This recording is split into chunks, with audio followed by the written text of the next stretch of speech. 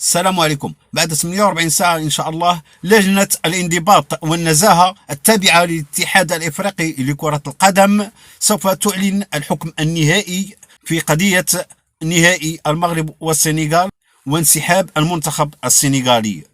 هناك أحكام ثقيلة جدا على المنتخب السنغالي، وتتمثل في منع مدرب السنغال من التدريب لمدة 5 سنوات على الأقل. 5 سنين مدرب السنغال ما يدربش على الأقل، وعقوبات على كل لاعب قام بالانسحاب، عقوبات كبيرة، وعقوبات كذلك على الاتحاد السنغالي.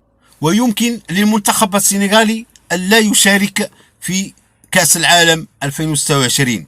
وهناك قضية أخرى خطيرة جدا في تطور لافت كشفت عنه تسريبات التحقيقات الجارية. برزت معطيات تقلب موازين القضية، وتتعلق برصد مكالمة هاتفية استمرت 17 دقيقة خلال فترة توقف المباراة، جرت بين مسؤول رفيع المستوى السنغالي في منصة الشرف وأطراف من الطاقم التقني داخل ممر اللاعبين.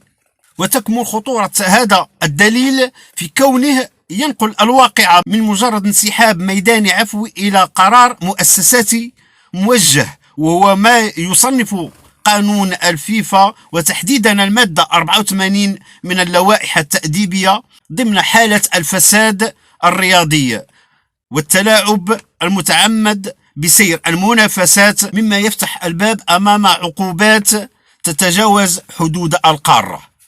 يعني رصدوا مكالمة بين مسؤول سنغالي رفيع المستوى والطاقم التقني لمدة 17 دقيقة. وعلى ضوء هذه المستجدات بدأت ملامح سيناريو قانوني ثقيل يتمثل في تجريد المنتخب السنغالي من اللقب دون إعلان طرف آخر بطلا، مع ترك منصب البطل شاغرا إلى حين صدور قرار نهائي من الطاس.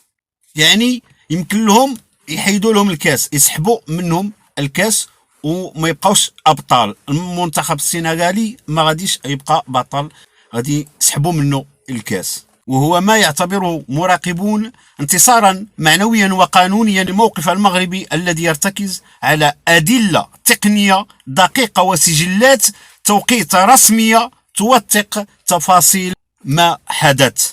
يعني المنتخب السنغالي والاتحاد السنغالي في موقف حرج جدا لا يحسد عليه.